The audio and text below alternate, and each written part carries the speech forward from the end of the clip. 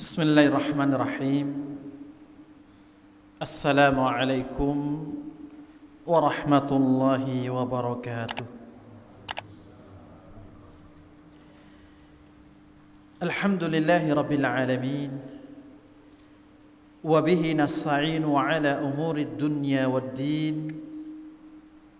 Wassalatu wassalamu ala ashrafil anbiya'i wa sayyidil mursalin.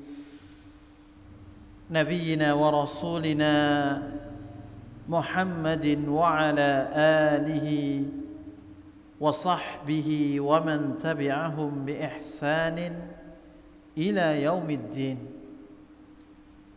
وأشهد أن لا إله إلا الله وحده لا شريك له وأشهد أن محمدا عبده wa rasuluhu amma ba'd. Alhamdulillah, segala puja dan puji syukur tidak henti-hentinya kita panjatkan kepada Allah Subhanahu wa ta'ala,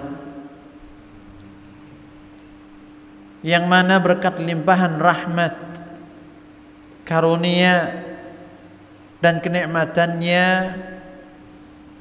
kita masih dimudahkan untuk beribadah kepadanya Subhanahu wa ta'ala dan istiqamah di dalam menegakkan ibadah tersebut.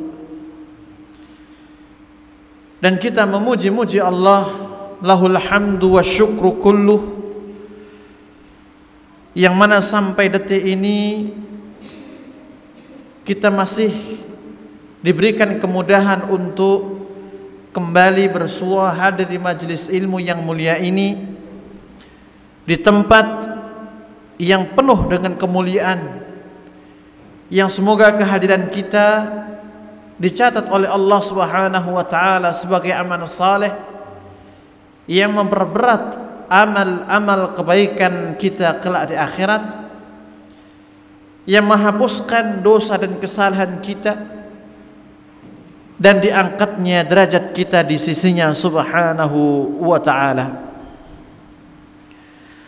Tidak lupa salawat beriring salam semoga senantiasa tercurahkan kepada junjungan kita, panutan kita, baginda Nabi yang mulia Muhammad sallallahu alaihi wasallam, kepada keluarga beliau, para sahabatnya, dan juga orang-orang yang senantiasa mengikuti tuntunan Rasulullah sallallahu alaihi wa alihi wasallam sampai akhir zaman.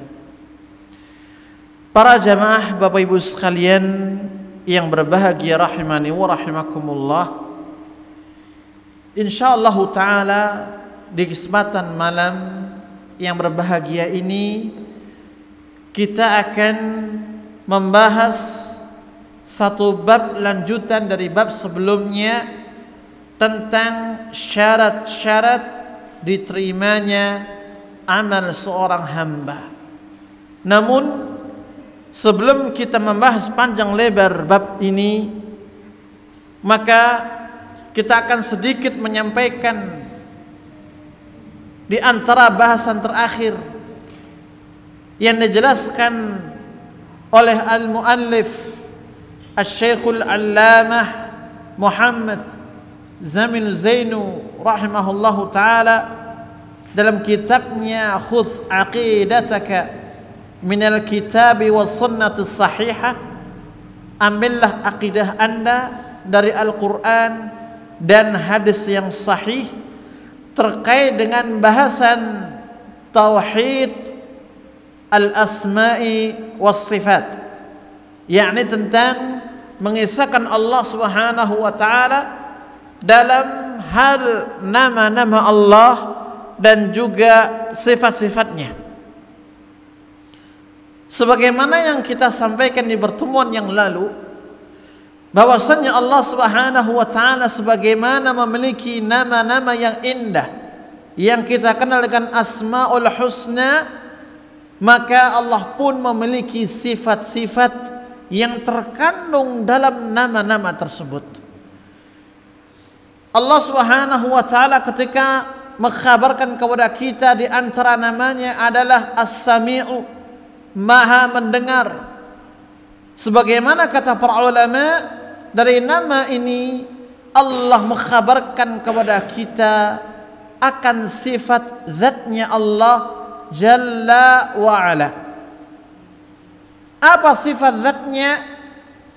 As-Sam'u, yaitu mendengar. Bagaimana pendengaran Allah? Ini yang tidak boleh hukumnya untuk kita bahas, karena semua sifat Allah itu berbeda dengan sifat semua makhluknya. Allah katakan, laisa kamitslihi syai'un wa huwas sami'ul basir. Tidak ada satupun sesuatu apapun yang serupa dengan Allah Subhanahu wa taala, yang di dalamnya di antaranya adalah sifat Allah Jalla wa Ala. Ketika kita melihat seekor binatang memiliki banyak sifat yang namanya pun juga sama yang dimiliki oleh manusia, namun apakah hakikatnya sama? Tidak, berbeda. Pendengaran manusia berbeda dengan pendengaran seekor sapi. Pendengaran manusia pun juga berbeda dengan pendengaran seekor burung. Jika dalam hal ini antara makhluk dengan yang lainnya ini memiliki perbedaan, maka terlebih ketika kita berbicara tentang sifat Allah Subhanahu wa ta'ala. Makanya di dalam kita mengisahkan Allah dalam urusan nama dan sifatnya, para ulama melarang kita untuk menyerupakan sifat tersebut. Demikian pula membagaimanakan sifat tersebut tidak boleh hukumnya. Karena Allah Subhanahu wa taala tidak bisa dilihat oleh siapapun di dunia ini. Bagaimana seorang akan mensifati zatnya Allah Subhanahu wa taala sedangkan Allah tidak bisa dilihat? Makanya dalam awal surat Al-Baqarah Allah Subhanahu wa taala mengatakan, alladzina yu'minuna bil ghaib. Siapa itu orang yang bertakwa? Hudal lil muttaqin, petunjuk bagi orang yang bertakwa, yaitu orang-orang yang benar-benar beriman kepada perkara-perkara yang gaib, yang diantaranya adalah Allah Subhanahu wa ta'ala. Kemudian di akhir bahasan pada pembahasan di bab sebelumnya terkait dengan tauhidul asma' was sifat, disampaikan oleh beliau tentang satu hal yang perlu dan wajib hukumnya untuk diketahui oleh seorang hamba, yakni keberadaan Allah Subhanahu wa ta'ala. Kita yakin Allah ada, walaupun kita tidak bisa melihatnya, namun kita bisa merasakan keberadaan Allah melalui ayat-ayatnya syar'iyah atau ayat-ayat yang bersifat kauniyah. Dan di sini dijelaskan kepada kita oleh beliau Syekh Muhammad Zamin Zainu rahimahullah ta'ala tentang di mana Allah. Fitrah manusia secara naluri pasti akan mempertanyakan masalah ini. Kita aja kalau melihat anak kecil yang dia itu tumbuh besar sama ibunya, suatu saat pasti akan bertanya, "Bu, bapak saya mana?" Seorang anak kecil ketika diasuh dari mulai bayi lahir ceprot oleh kakek neneknya, pasti satu saat dia akan bertanya, "Di mana bapak ibu saya, Mbah?" Kan begitu. Fitrahnya manusia, ya. Itu satu saat dia akan bertanya pada dirinya, di mana Allah zat yang menciptakan saya? Di mana Allah zat yang menciptakan seluruh jagat raya ini? Makanya Allah Subhanahu wa ta'ala mengkhabarkan di dalam banyak ayatnya akan keberadaan Allah Subhanahu wa taala. Di mana Allah? Beliau mengatakan Allahu fawqal 'arsy 'alas sama'. Allah itu berada di atas arsy-Nya, di atas langit. Langit sebagaimana penjelasan para ulama ada 7. Dan arsy Allah, arsy bahasa kita ya, singgasana kerajaan Allah Subhanahu wa taala itu berada di atas langit ke-7. Dan Allah Subhanahu wa taala zatnya itu berada di atas arsy-Nya. Makanya Allah itu mensifati dirinya dengan maha tinggi. Ketika kita sujud, apa yang kita baca? Subhana rabbiyal a'la wa bihamdi. Maha suci Engkau ya Allah, zat yang maha tinggi. Tidak ada yang lebih tingginya Allah Subhanahu wa taala. Allah mengatakan Ar-Rahmanu 'alal 'arsy istawa. Ar-Rahman, Allah zat yang maha pemurah, di atas arsy-Nya itu tinggi, melebihi tingginya. Sebagaimana disebutkan oleh para ulama, makhluk yang paling tinggi adalah arsy. Makhluk yang paling tinggi adalah arsy. Dan Allah Subhanahu wa taala di atas arsy-Nya. Bagaimana? Tidak boleh bertanya. Seperti apa? Tidak boleh kita menanyakan. Ini yang dilarang. Kenapa? Karena akal manusia tidak sampai ke sana. Kita diperintahkan hanya meyakini dari apa yang Allah tunjukkan dalam Al-Qur'anul Karim. Ketika Allah Subhanahu wa taala mengatakan Ar-Rahmanu 'alal 'arsy istawa, Allah Subhanahu wa taala itu tinggi di atas arsy-Nya, maka ini yang wajib kita yakini dalam diri kita. Fitrah manusia itu mengatakan kalau kita berdoa gimana? Begini atau begini? Begini. Ini fitrah yang tidak bisa diingkari. Ini fitrah yang Allah menciptakan kita secara ya, naluri dan tabiat kita. Kita terpaut dengan Allah yang berada di atas. Wis tole lek duwe masalah akeh kuwi njaluk pangeran sing dhuwur. Kan begitu kata orang. Ini fitrahnya manusia. Ya. Yang mana ini sejalan dengan apa yang dijelaskan oleh Islam. Makanya agama Islam itu disebut dengan agama fitrah. Agama yang sesuai dengan fitrahnya manusia. Tidak bertentangan, tidak kontradiksi. Demikian pula dalam hadis yang sahih, Nabi kita yang mulia alaihi salatu wassalam mengatakan, innallaha kataba kitaban, sesungguhnya Allah Subhanahu wa taala menulis kitab. Yang dimaksudkan di sini adalah memerintahkan qalam untuk menulis semua apa yang Allah inginkan, dan itu disimpan di Lauhil Mahfuz. Kemudian di akhir hadis dikatakan oleh Nabi, fahuwa indahu fawqal 'arsy. Dan kitab Allah itu berada di sisinya, di atas arsy-Nya, di atas kerajaan singgasananya Allah Subhanahu wa taala. Al-Qur'an dan hadis Nabi yang sahih ini menunjukkan akan keberadaan zatnya Allah Subhanahu wa ta'ala. Ustaz, jika seandainya dan memang itu benar, Allah secara zatnya berada di atas arsy, lantas bagaimana ketika kita mendapati firman-firman Allah, ayat-ayat Allah yang menunjukkan Allah itu bersama kita? Apa ini tidak bertentangan? Sebagaimana Allah sampaikan La tahzan innallaha ma'ana.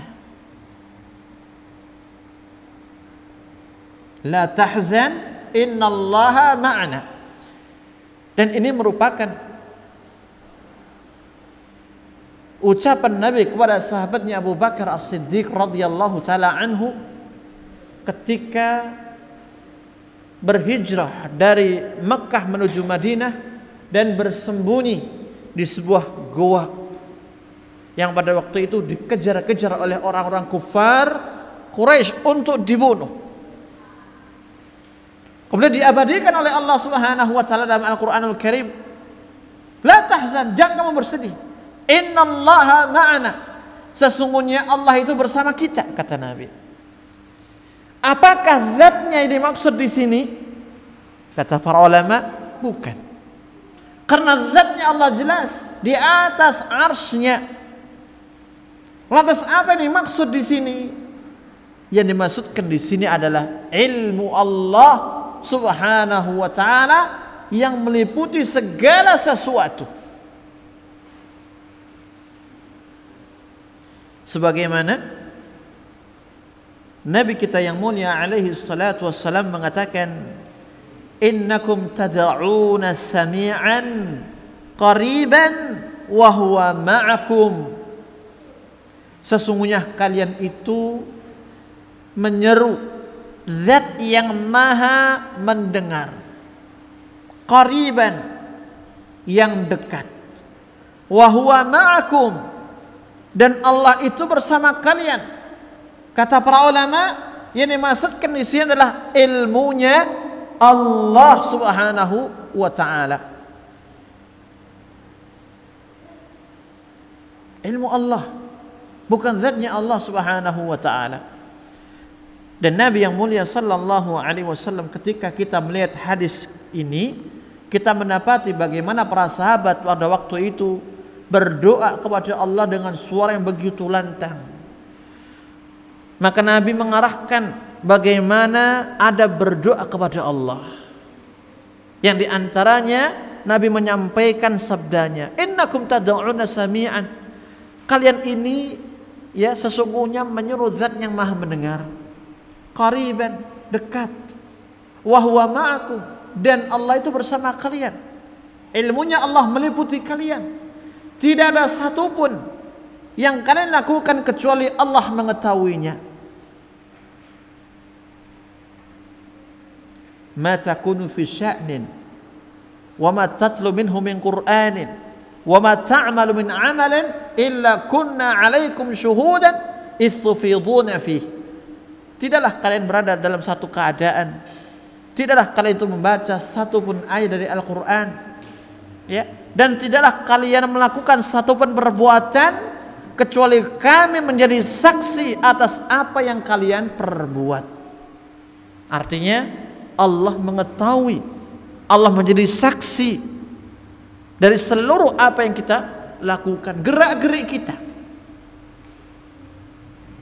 Demikian pula ketika kita melihat pada ayat disyariatkannya ibadah puasa, apa kata Allah Subhanahu wa taala? Wa idza sa'alaka 'ibadi 'anni fa inni qarib.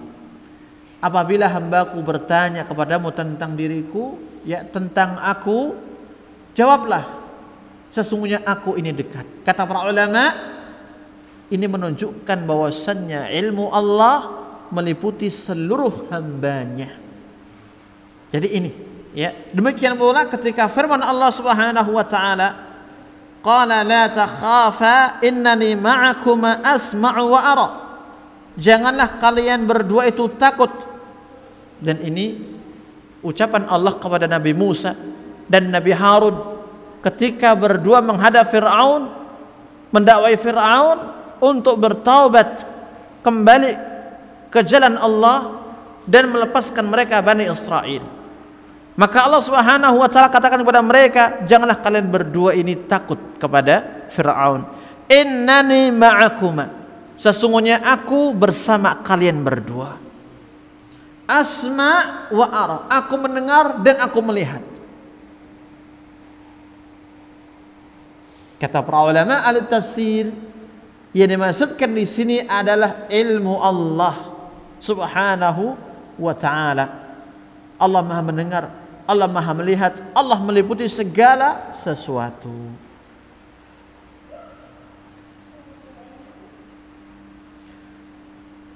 Kemudian pada bahasan yang terakhir dari poin paling terakhir disampaikan oleh beliau rahimahullahu ta'ala faedah kenapa seorang hamba itu harus mentauhidkan Allah, harus mengisahkan Allah di dalam beribadah kepadanya.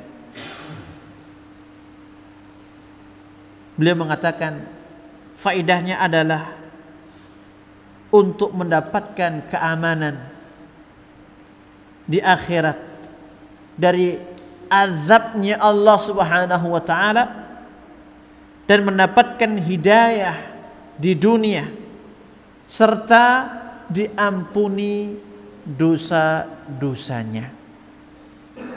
Ini adalah faedah ketika seorang hamba mengisahkan Allah di dalam beribadah kepadanya.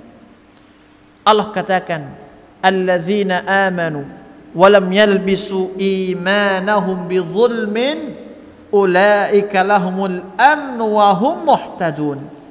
Orang-orang yang beriman yang mana mereka tidak mencampurkan keimanannya dengan kesyirikan kepada Allah, maka Allah janjikan kepada mereka lahumul amnu, Allah berikan kepada mereka keamanan. Kata sebagian ulama, keamanan di sini mencakup keamanan di dunia dan juga keamanan di akhirat. Keamanan di akhirat jelas, aman dari nerakanya Allah, aman dari murkanya Allah Subhanahu wa ta'ala. Lantas bagaimana keamanan di dunia? Kata para ulama, di antara bentuknya adalah Allah menjadikan pada diri seorang hamba yang mentauhidkannya rasa aman dari hal-hal yang menakutkan dirinya. Saya mau boyongan, rumah saya nanti dia menghadap ke utara. Sebagian orang mengatakan jangan hari Selasa, itu enggak sesuai. Ya, nanti ada bala. Kenapa? Karena naga, ya kata orang Jawa itu nogodino, itu mengarah ke selatan, jadi bertentangan. Itu bahaya. Bagi orang yang tidak memiliki tauhid kepada Allah Subhanahu wa ta'ala, yang tidak meyakini dengan sebenarnya bahwasannya Allah lah zat yang memberikan mudarat dan mengangkatnya, sebagaimana Allah memberikan manfaat kepada hamba yang Allah kehendaki, maka dia pun pasti mengikuti saran dari orang pintar tersebut. Kenapa? Khawatir kalau terjadi apa-apa, rasa takut. Ya, padahal dalam agama kita ini dilarang untuk tatayur. Ya, istilah syar'inya tatayur. Kalau istilah kita apa? Beranggapan sial. Sehingga ketika seorang betul-betul menegakkan tauhid pada dirinya, maka diberikan rasa aman kepada Allah Subhanahu wa ta'ala. Namun berbeda ketika orang itu dia tidak mewujudkan tauhid di dalam dirinya kepada Allah Subhanahu wa ta'ala. Dia masih ragu atau mungkin tidak mengetahui bahwasanya Allah lah zat yang memberikan rizki kepada seluruh makhluknya. Akhirnya apa yang terjadi? Ketika gembolan yang biasa dia bawa ke pasar berdagang ketinggalan di rumah, apa yang terjadi? Galau, gundah gulana. Kok yo sepi to yo daganganku iki. Dipikir-pikir, oh iya keri kayak mau. Akhirnya apa? Dihantui oleh rasa takut, tidak ada keamanan pada dirinya.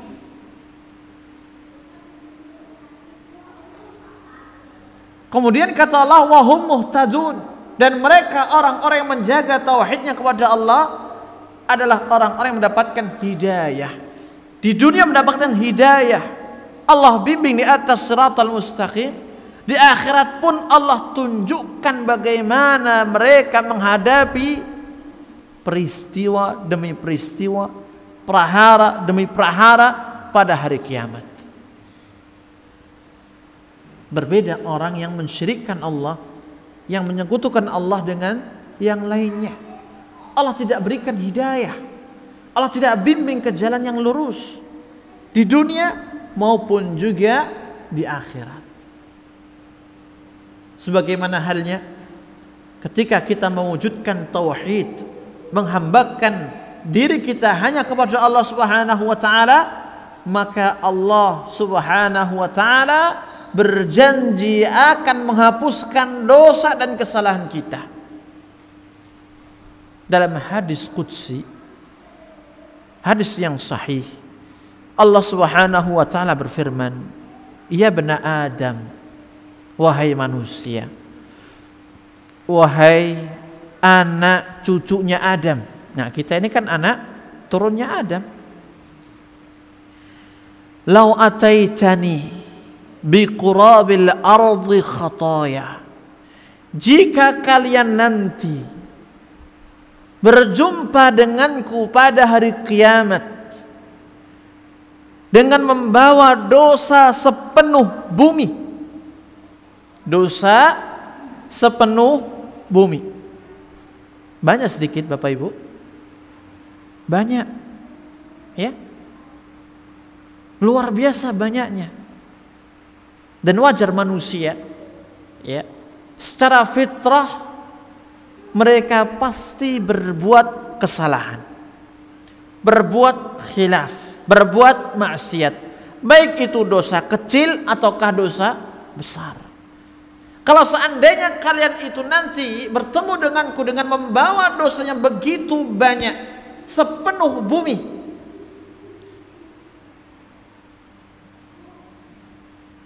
la tusyriku bi syai'ah, namun kalian tidak pernah menyekutukan aku dalam urusan ibadah kepada selainnya.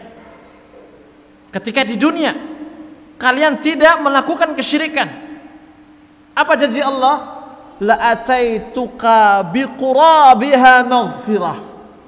Pasti, kata Allah, sungguh aku akan datangkan kepada kalian ampunanku, rahmatku sepenuh bumi itu pula.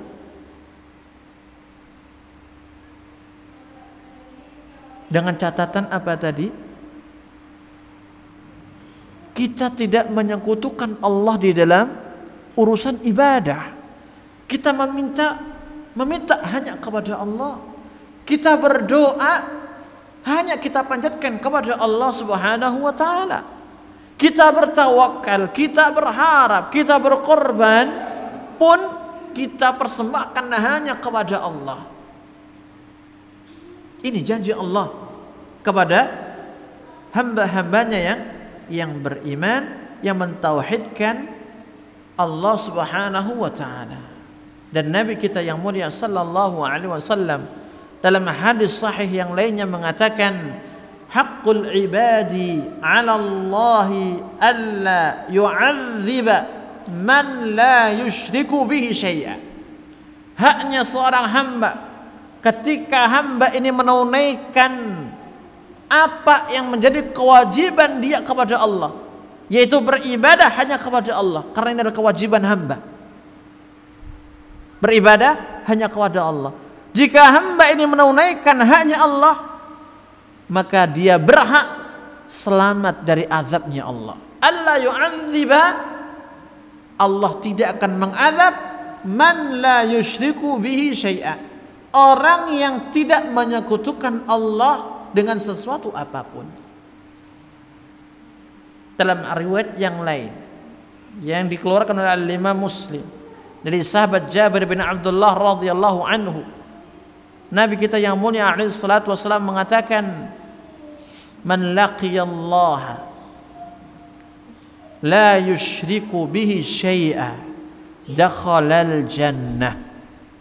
orang yang nantinya dia bertemu dengan Allah pada hari kiamat dalam kondisi tidak menyekutukan Allah dengan sesuatu apapun. Apa kata Nabi?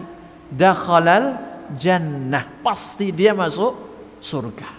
Dan ini adalah jaminan dari Nabi kita yang mulia alaihi salatu wassalam, seorang Rasul yang tidak berbicara berdasarkan hawa nafsunya, akan tapi yang keluar dari lisan beliau adalah wahyu dari Allah subhanahu wa ta'ala. Ma'asyiral muslimin wal muslimat rahimani wa rahimakumullah. Kemudian kita masuk pada bahasan terkait dengan syarat-syarat diterimanya amal seorang hamba. Apa itu syaratnya? Perlu kita mengetahui Allah subhanahu wa ta'ala menetapkan bahwasannya siapapun dari hambanya yang beriman, dia akan mendapatkan balasan dari setiap amal solehnya. Al-hasanatu bi'ashri amthaliha. Satu kebaikan Allah lipat gandakan menjadi 10 kebaikan. Bahkan sampai 700 kali kebaikan. Seperti halnya ketika seorang menginfakkan hartanya di jalan Allah subhanahu wa ta'ala.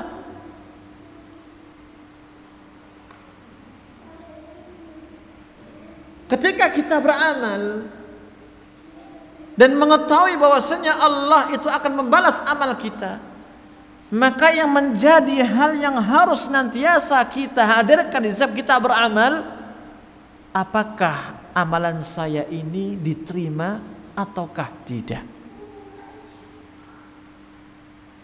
Apakah amal ibadah saya ini diterima oleh Allah atau tidak? Kira-kira kita tahu enggak amal kita diterima atau tidak? Tahu tidak? Tidak tahu kan? Lantas bagaimana hal ini kita sikapi? Maka dalam hal ini kita kembali kepada tuntunan Nabi yang mulia sallallahu alaihi wasallam yang menjelaskan kepada kita bagaimana amal-amal itu bisa diterima oleh Allah subhanahu wa ta'ala. Banyaknya amal itu pasti diterima? Belum tentu. Karena parameternya bukan banyaknya amal. Lantas apa? Mari kita lihat surat Al-Mulk. Di awal-awal surat Allah mengatakan, Alladzi khalaqal mauta wal hayata liyabluwakum ayyukum ahsanu amala. Dialah Allah, zat yang menciptakan hidup, yang menciptakan mati. Ada kehidupan, ada kematian. Dan seluruh proses yang ada pada keduanya. Ini semuanya dalam rangka liyabluwakum, untuk menguji kalian. Allah menciptakan kita ada di dunia. Allah pun juga mematikan kita di dunia ini. Dari perjalanan hidup kita sampai mati, Allah hendak menguji kita. Menguji apa? Ayyukum ahsanu amala. Siapa di antara kalian yang paling baik amal solehnya, amal perbuatannya, amal ibadahnya. Yang paling baik kata Allah. Tidak dikatakan yang paling banyak, tapi yang paling baik. Bagaimana amal itu dikatakan yang paling baik? Amal itu dikatakan paling baik manakala amal itu dibangun di atas dua hal. Dua hal ini itulah yang menjadi syaratnya diterima amal seorang hamba di sisi Allah Subhanahu wa ta'ala. Yang pertama adalah iman dan tauhid atau ikhlas kepada Allah Subhanahu wa ta'ala. orang yang tidak beriman kepada Allah, walaupun dia punya banyak amal baik dalam pandangan manusia, ya, bantu korban bencana alam, bantu korban erupsi, bantu tetangganya yang kesulitan, ikut juga untuk bangun jembatan misalkan, namun dia bukan orang yang beriman, tidak akan pernah diterima oleh Allah sebesar apapun yang ia keluarkan dari hartanya. Allah katakan, wa qadimna ila ma amilu faja'alnahu haba'an manthura. Kami akan datangkan apa yang dulu pernah dilakukan oleh orang-orang kufar ketika di dunia dari amal-amal mereka. Kemudian kami jadikan amal-amal itu debu yang berterbangan, tidak ada bekasnya sama sekali. Dan ini menjadi kerugian yang besar bagi orang yang tidak beriman. Bagi orang yang beriman, ya, ketika dia punya iman, maka amal yang ia lakukan hendaknya itu dibangun di atas ikhlas karena Allah dan dibangun di atas tauhid. Dipersembahkan hanya kepada Allah, bukan kepada yang lain. Kita berkorban dengan niatan ikhlas karena Allah, memenuhi panggilan Allah. Dengan kita berkorban hanya untuk mencari popularitas, beda hukumnya. Yang pertama diterima di sisi Allah Subhanahu wa taala, yang kedua tidak diterima oleh Allah. Kenapa? Karena Allah mengatakan innama yataqabbalullahu minal muttaqin. Sesungguhnya Allah itu menerima dari hamba-hambanya yang bertakwa. Innallaha thayyiban la yaqbalu illa thayyiba. Allah itu maha baik dan tidak menerima kecuali yang baik-baik. Tentu kita masih ingat bagaimana kisahnya dua anak Nabi Adam alaihissalam yang biasa sering kita sebut dengan Qabil dan Habil. Walaupun dalam penamaan ini itu berdasarkan apa? Riwayat Israiliyat. Yang satu dia berkorban dengan sebaik-baik harta yang ia punya, dibangun di atas keikhlasan kepada Allah. Yang satu dengan harta yang tidak ada harganya, diambilkan dari harta yang remeh, receh, yang jelek. Itu pun tidak ikhlas kepada Allah. Apa yang terjadi? Allah menerima dari salah satu yang terbaik dari korbannya itu, sedangkan yang satunya Allah tolak. Dan ini yang menjadikan apa? Adanya hasad, yang nantinya adanya pembunuhan kepada saudaranya tadi. Nah, Allah Subhanahu wa taala juga mengatakan, innal ladzina amanu wa 'amilus solihati kanat lahum jannatul firdausi nuzula. Sesungguhnya orang-orang yang beriman dan beramal saleh, bagi mereka adalah surga firdaus sebagai tempat kembali. Surga firdaus, kata para ulama, adalah surga yang paling tinggi tingkatannya. Surga memiliki banyak tingkatan, dan setiap tingkatannya itu di atas standarnya dunia.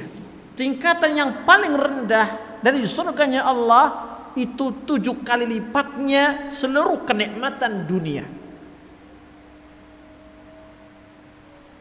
Bagaimana dengan surga Firdaus yang merupakan tingkatan yang paling tinggi dari sekian tingkatan yang ada di surga? Orang-orang yang beriman dan beramal saleh, bagi mereka itu surga Firdaus sebagai tempat kembali mereka. Allah katakan orang yang beriman kepada siapa? Kepada Allah, dan beramal saleh. Karena iman ini mengharuskan kita untuk membuktikan kejujuran iman dengan amal saleh.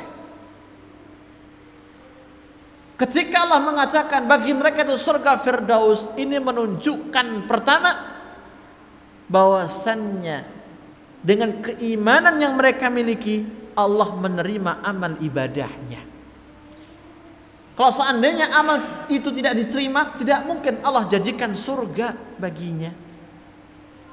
Beda orang dengan kafir. Orang yang kafir Allah janjikan apa? Neraka. Walaupun toh mereka melakukan berbagai macam amal-amal kebaikan, namun karena keimanannya yang tidak ada di dalam dirinya, maka itu yang menghalangi mereka mendapatkan balasan terbaik dari Allah. Kemudian yang kedua, ya, ayat ini menunjukkan bagaimana amal saleh yang dibangun di atas iman, dan itu merupakan bentuk perwujudan aplikasi dari iman itu sendiri, maka itu bisa menyampaikan kepada ridhonya Allah, bisa menyampaikan kepada surganya Allah subhanahu wa ta'ala. Karena ketika seorang beriman, maka dia melazimkan untuk beramal saleh. Dua hal tidak bisa dilepaskan, tidak bisa dipisahkan. Dan amal saleh itu dikatakan sebagai amal saleh itu jika amalan itu dibangun di atas niat yang ikhlas kepada Allah subhanahu wa ta'ala. Baru itu namanya amal saleh. Kalau amalan yang tidak dibangun di atas niat ikhlas, itu bukan amal saleh. Amal saleh itu yang Allah terima, yang didasarkan keikhlasan niat kepada Allah subhanahu wa ta'ala. Demikian pula sabda Nabi yang mulia alaihi salatu wassalam, qul amantu billahi thumma istaqim. Katakan, aku beriman kepada Allah, thumma istaqim, kemudian beristiqamahlah. Dan hadis ini menunjukkan bahwasanya seorang itu akan mendapatkan keselamatan hidupnya dunia dan akhirat ketika dia memiliki iman dan beristiqamah menjaga iman itu sampai akhir hayatnya.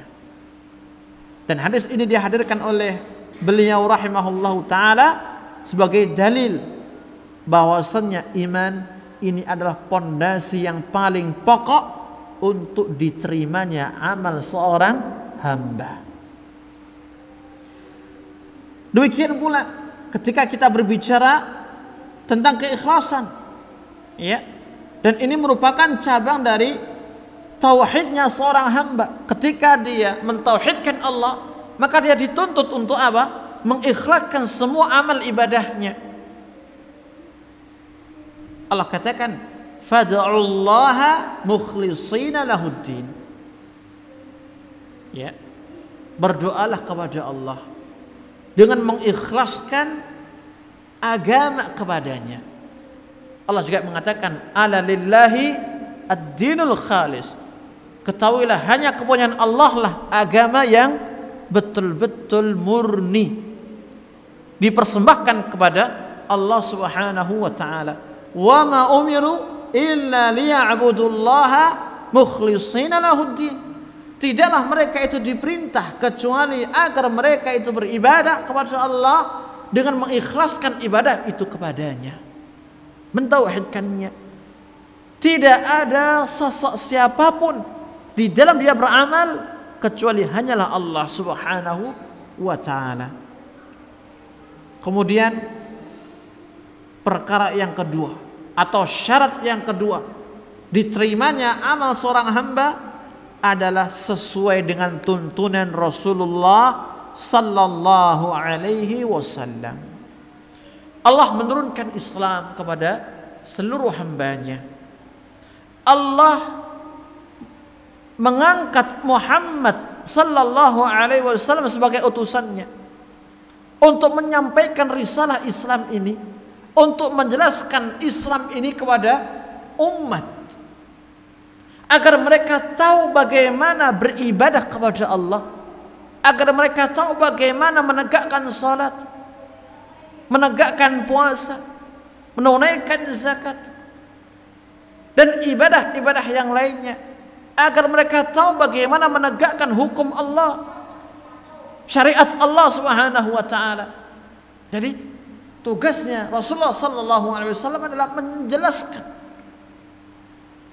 kepada umat beliau sallallahu alaihi wasallam, sehingga kita dituntut untuk mengikuti tuntunan beliau, karena Allah tidaklah memilih Rasulullah untuk menyampaikan risalah ini kecuali agar umatnya mengikuti beliau.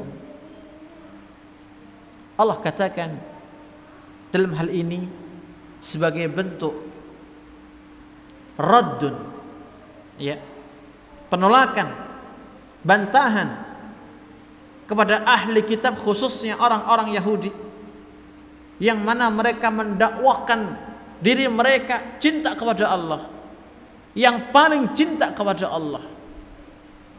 Allah katakan, qul in kuntum tuhibbunallaha fattabi'uni yuhbib lakum.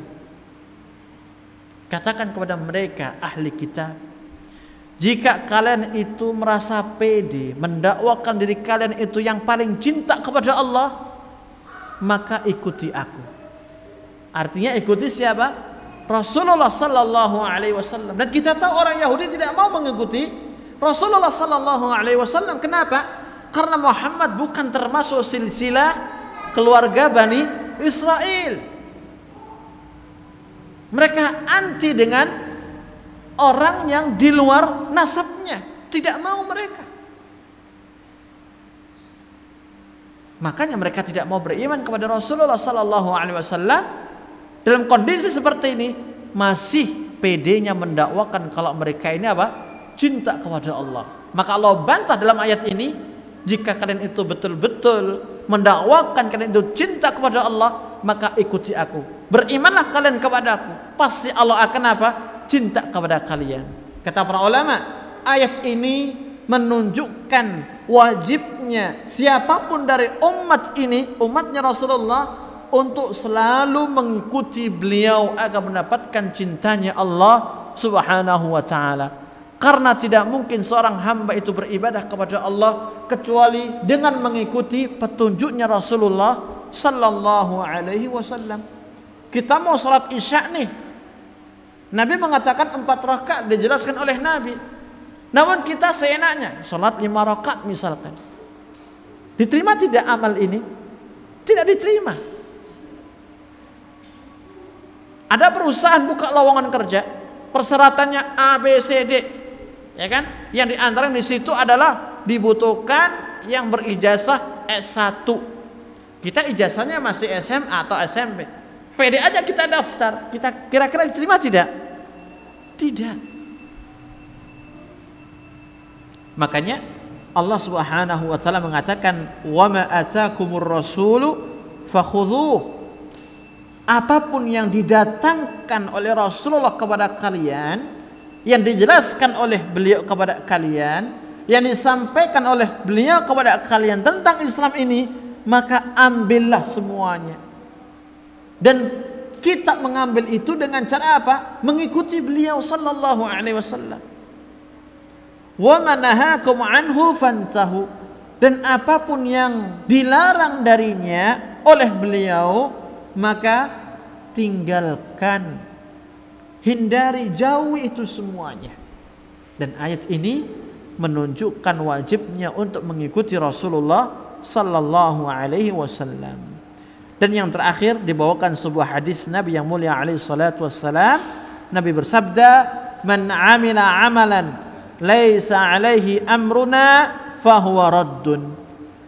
Barang siapa yang beramal, dalam hal ini kaitannya dengan agama, barang siapa yang beramal satu amalan apapun itu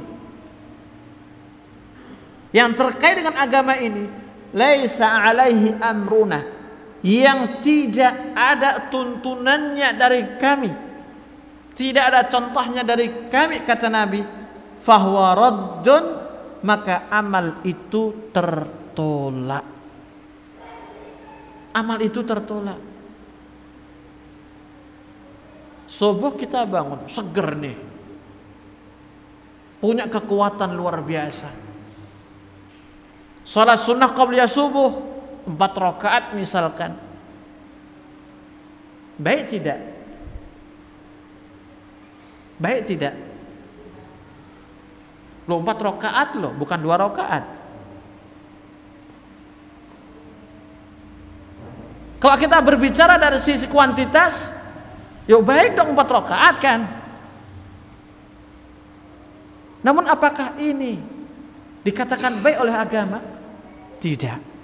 Karena Nabi mengajarkan cukup 2 rakaat salat qabliyah subuh. Nanti salat Idul Adha kita pakai azan dan pakai qomat misalkan. Ayo pripun? Boleh mboten? Angsal mboten niki pakai azan dan qomat salat Id. Enggak apa-apa Ustaz. Biar sama kayak salat-salat yang lain, meriah itu nanti. Sebagian mungkin memandang, oh iya itu baik itu. Nah, baiknya manusia itu belum tentu baik dari sisi agama. Agama mengatakan apa? Tidak ada azan dan qamat kecuali hanya ada salat 5 waktu. Salat Id tidak ada azan dan qamat. Kalau kita mengadakan, maka amal ini apa? Tertolak. Tertolak, kita tidak dapat pahala dari Allah, justru kita mendapat dosa. Jadi ini 2 syarat amal ya, agar amalan kita diterima oleh Allah Subhanahu wa taala. Yang pertama, kita di atas iman dan juga di atas tauhid kepada Allah dengan mengikhlaskan niat memurnikan ibadah hanya kepada Allah Subhanahu wa taala, dan yang kedua dengan kita mencontoh dan mengikuti Rasulullah di dalam beramal. Dan di sini letaknya kita untuk selalu belajar dan belajar agar kita tahu seperti apa sih tuntunan Rasulullah sallallahu alaihi wasallam. Kalau kita saja sekolah untuk mempelajari perkara dunia 6 tahun tambah 3 tahun 9 tahun tambah 3 tahun 12 tahun, belum lagi kuliahnya 4 tahun, berapa itu? 16 tahun, tambah lagi S2 3 tahun 19 tahun ya, sampai pada titik terakhir S3 misalkan. Itu dunia kita kejar. Lantas agama kita kemanakan? Coba kita flashback ke belakang, kita lihat waktu kita belajar ketika SD dengan waktu kita ngaji, banyakan mana? Banyakan waktu kita belajar ilmu umum, ilmu dunia di SD, bahkan di luar waktu sekolah. Ngaji paling mentok-mentok kapan? TPQ kan begitu, sore ya, jam 4 sampai jam 5 pulang, atau habis maghrib sampai isya selesai. Nah, ini perlu kita jadikan sebagai evaluasi ya, untuk kita memompa kembali diri kita supaya kita mau belajar agama. Karena orang hidup ya, khususnya ketika kita beragama ini butuh ilmu. Butuh ilmu. Kita mengamati aktivitas kita saja butuh ilmu. Goreng telur bagi ibu-ibu ada ilmunya. Bagaimana caranya nggak gosong, ya kan? Gimana caranya biar gurih? Ada asin dikitnya. Bikin kue, bikin roti, bikin nasi goreng, ada ilmunya. Dunia pasti seperti itu. Bagaimana dengan agama? Pasti ada ilmunya. Bahkan Islam dibangun di atas ilmu. Sampai Allah katakan, wala taqfu ma laysa laka bihi ilm. Jangan sekali-kali kalian itu mengikuti sesuatu yang tidak kalian tahu ilmunya. Duh, kenapa? Inna sam'a wal basara wal fuada kullu ulaika kana anhu mas'ula. Sesungguhnya pendengaran, penglihatan dan hati itu akan ditanya pada hari kiamat oleh Allah Subhanahu wa taala. Kalau kita tidak tahu ilmunya, apa bisa kita menjawabnya? Tidak bisa. Makanya urusan agama ini tidak bisa kita lakukan kecuali dengan ilmu. Beribadah tidak bisa kita wujudkan kecuali dengan ilmu. Dan ilmu tidak bisa kita dapatkan kecuali dengan kita belajar dan terus belajar. Sampai kapan? sampai kita dimatikan oleh Allah, sampai kita diwafatkan oleh Allah. Kenapa demikian? Karena ibadah kepada Allah itu wajib sampai kita meninggal. Wajib sampai kita meninggal. Dan ibadah itu dibangun di atas ilmu. Sehingga tatkala kita mewujudkan ibadah ini, berarti kita harus selalu apa? Belajar ilmu supaya ibadah ini betul-betul diterima di sisi Allah Subhanahu wa taala. Baik, ini yang bisa kita kaji bersama Bapak Ibu sekalian. Ada pertanyaan mungkin? Inji. Iya.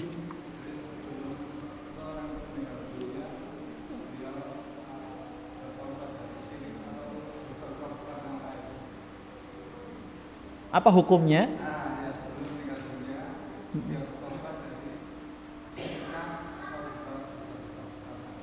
Baik. Kata para ulama, seorang ketika dia sudah bertaubat, taubat nasuha, ya, dari kesyirikannya, khususnya syirik besar, maka dia mendapat ampunan dari Allah Subhanahu wa taala.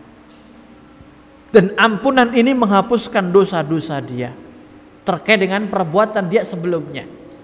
Sehingga dalam hal ini diharapkan dia mendapatkan ampunan Allah, rahmat Allah nanti di akhirat. Tidak digolongkan ke dalam golongan orang-orang musyrikin.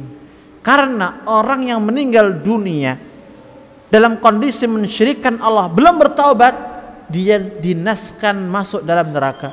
Kata Nabi yang mulia alaihi salatu wassalam dalam hadis yang dikeluarkan oleh Imam Bukhari dari sahabat Ibnu Mas'ud radhiyallahu taala anhu, man mata wa huwa yad'u lillahi niddan dakhalan nar. Barang siapa yang mati dalam kondisi dia mensyirikkan Allah, menjadikan sekutu bagi Allah, dakhalan nar, pasti dia masuk neraka. Ancaman berat. Maka di sini pentingnya kita untuk menjaga tauhid.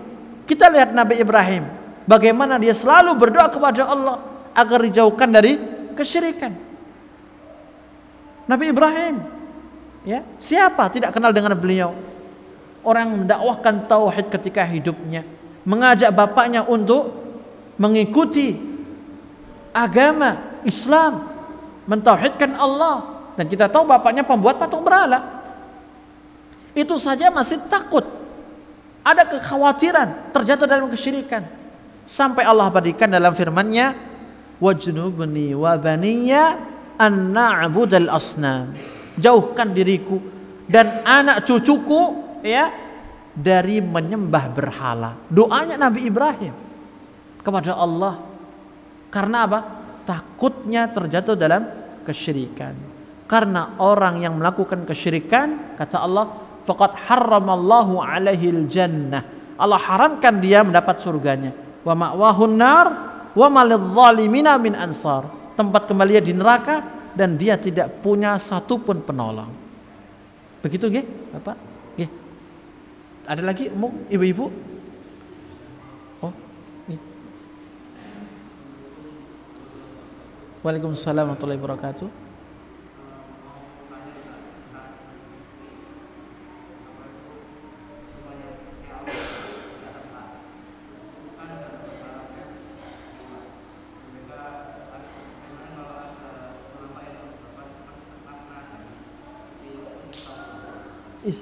Istiwa.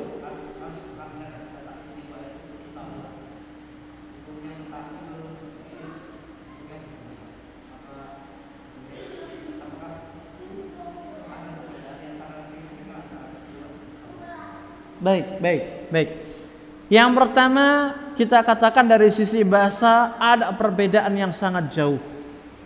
Kalau istawa istiwaun, istawa yastawi istiwaun, dari sisi bahasa artinya tinggi, ala wartafa, tinggi, ya. Makanya istawa ala ras artinya tinggi di atas arsnya. Tapi kalau istawla yastawli itu artinya merebut kembali dalam bahasa kita. Ghalabahu, sampai tumpah. Ghalabahu ba'da an kana maghluban, yaitu mengalahkan kembali yang sebelumnya dia apa? Terkalahkan. Yaitu apa? Merebut kembali. Nah, dari makna ini sungguh terdapat perbedaan yang sangat jauh. Lantas bagaimana ketika ada orang yang memaknai istawa dengan istaula? Kata para ulama, ya, ini merupakan tahrif, merupakan takwil, mentakwil makna, mentakwil lafaz Al-Quran dengan makna yang tidak ada landasannya. Sehingga ini adalah satu hal yang sangat keliru. Kenapa dikatakan tidak ada landasannya? Karena agama itu kan dibangun di atas ilmu. Apakah Nabi waktu itu menjelaskan istawa bimakna artinya adalah istaula? Tidak. Apakah di zaman sahabat mereka memahami istawa itu artinya istaula? Pun juga tidak. Makanya para ulama mereka mengatakan ketika seorang dia berada pada ayat-ayat yang berbicara tentang sifat Allah, maka dia harus memahami ayat itu sesuai dengan redaksional ayat. Tidak boleh ditakwil ke makna yang lain. Karena Allah itu lebih tahu tentang bahasa yang disampaikan dalam Al-Quran yang bisa difahami oleh manusia. Ya, jadi ini adalah pendapat yang menyimpang dari ahlu sunnah wal jamaah. Al-Imam Ghazali, Al-Imam Juwaini, Al-Imam Al-Haramain, yang notabene mereka ulama Syafi'iyah, di akhir hayatnya rujuk kepada pemahaman Al-Imam Ahmad bin Hanbal dalam masalah sifat-sifat Allah khususnya. Begitu ya? Allahu a'lam. Panjenengan terakhir mungkin. Ya. Yang mana dosanya tidak terampuni sebelum dia bertobat sebelum akhir hayatnya. Yang mana kalau kita ngomong tauhid ada tiga tauhid. Betul. Ya, dia sama asma wa sifat.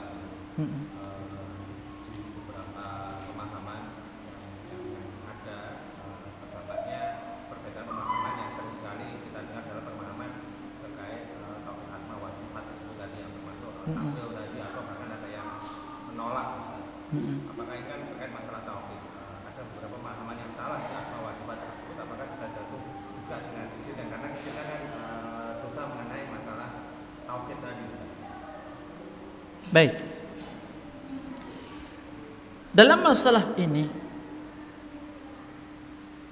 para ulama menjelaskan bahwasannya orang yang dia menolak secara mentah-mentah sifat Allah seperti Jahmiyah, ya, biar kita terbiasa mendengar istilah itu ya, ya, maka hukumnya kufur.